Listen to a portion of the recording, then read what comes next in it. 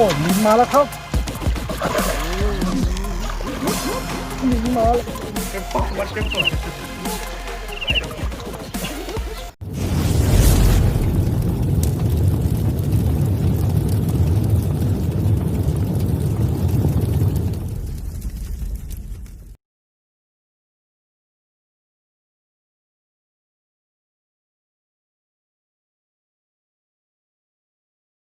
อยู่ที่เหลือดอกขาคันเร็ว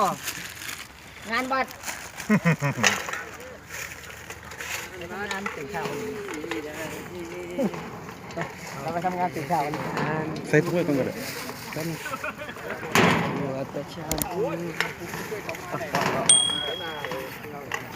มาเลยไอ้ที่ไหนเดี๋ยวได้ทีหลังปลายงจับฉลากครับจับออกครับจับออกเลยครับฝั่งนู้น20 ตัวอยู่ฝั่งนู้น1 ถึง 40อยู่ฝั่งนู้น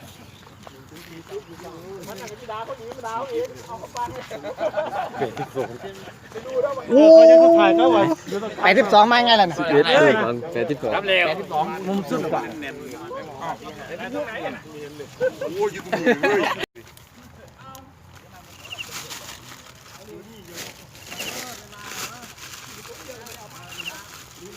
ยายขายเดี๋ยวขายกาบดขายของหมดยังแต่ว่าดูต่างดาวเรายายเสียหายด้วยเสียหายเสียตังค์ยิงด้วย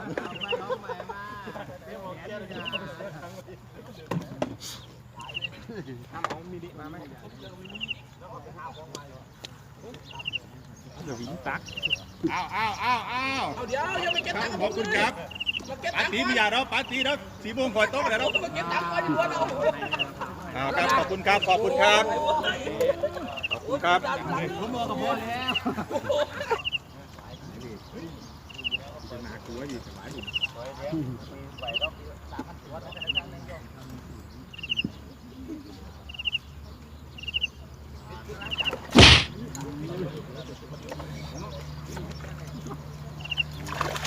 โอ้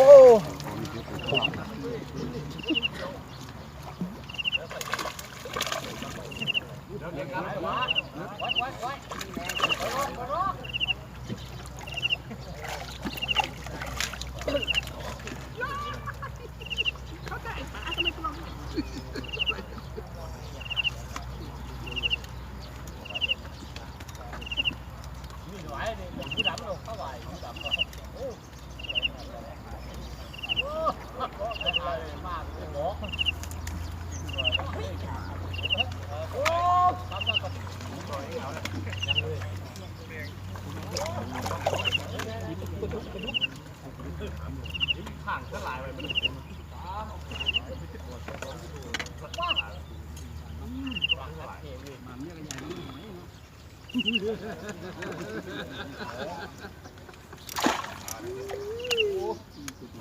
ใจมันจริงเลยป่ะ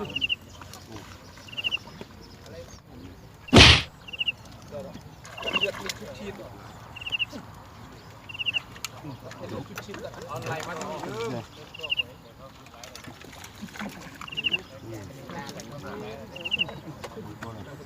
เยอะ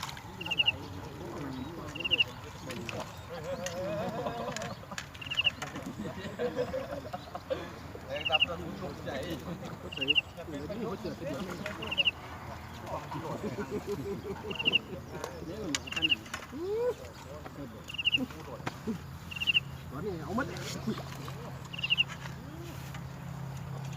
กระดูกมีประมาณ3,000 ตัว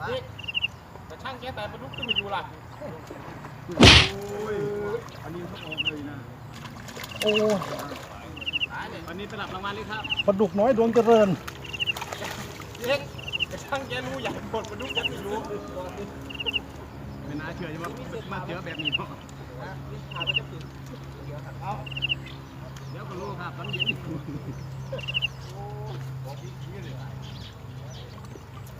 เอาตัวใหญ่ไหมต่อยากเป็นตัวยากย่าง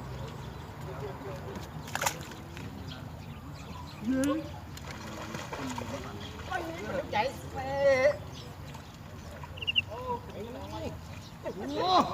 ทันเนี่ยน้อยจริง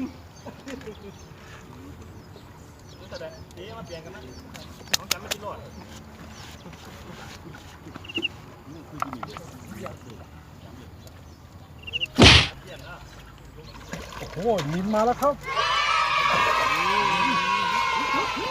นินมาแล้วนินมาแล้วนินมาแล้วอันนี้เขาเหยียบมันนิน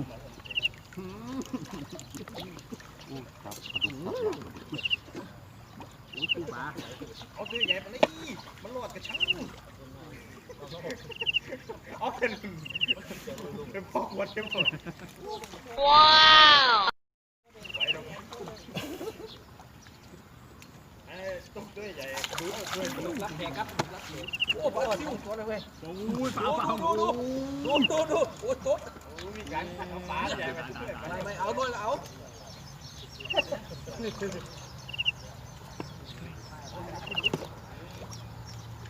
นั่นรถสองไปหรอฟังกลัวขัดกูไปหล่อยยี่สิบกู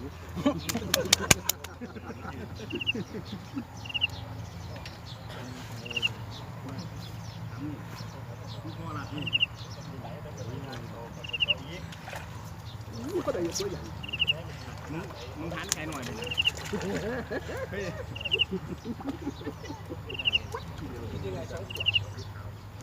เย็นเลยไม่เยอะดุอีกแล้วครับท่าน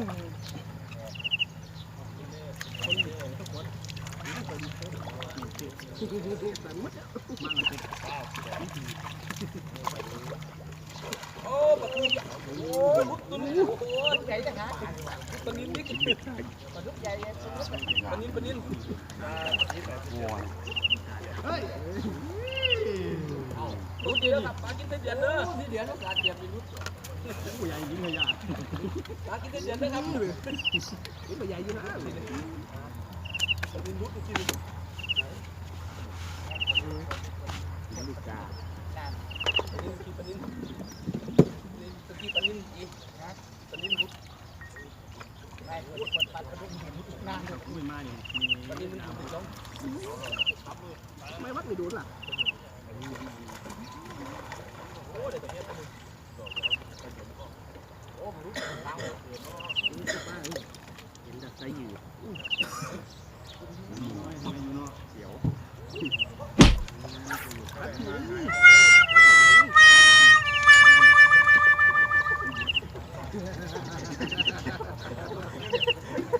ยังถามเดียว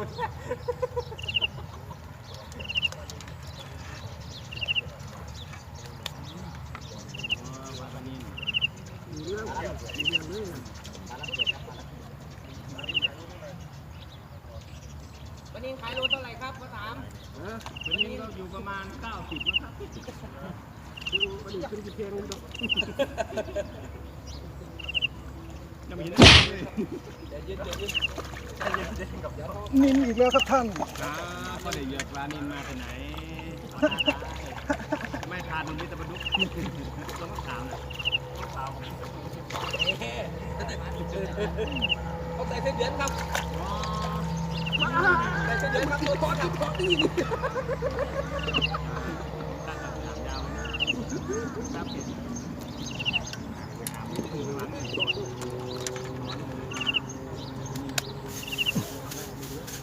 ไหนวันนี้ไปหลับรางวัลเลยครับ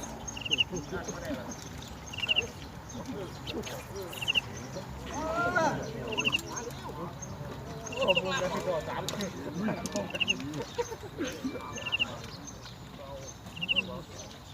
โอ้ปลาตุ้งน้ำโอ้ตุ้งน้ำจริงๆทุกวันตาย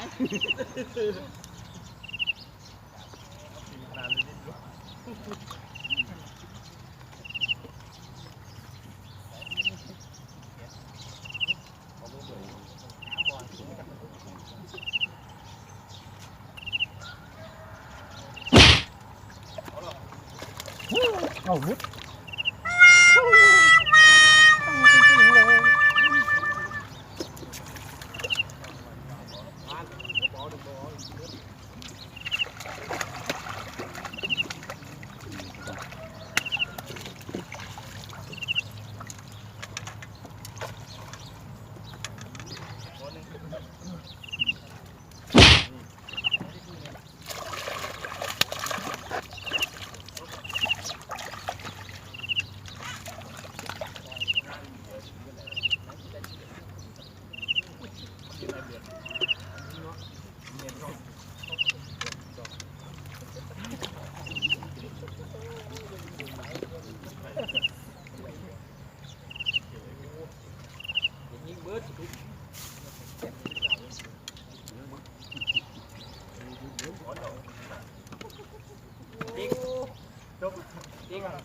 เห็นยิงเมื่อ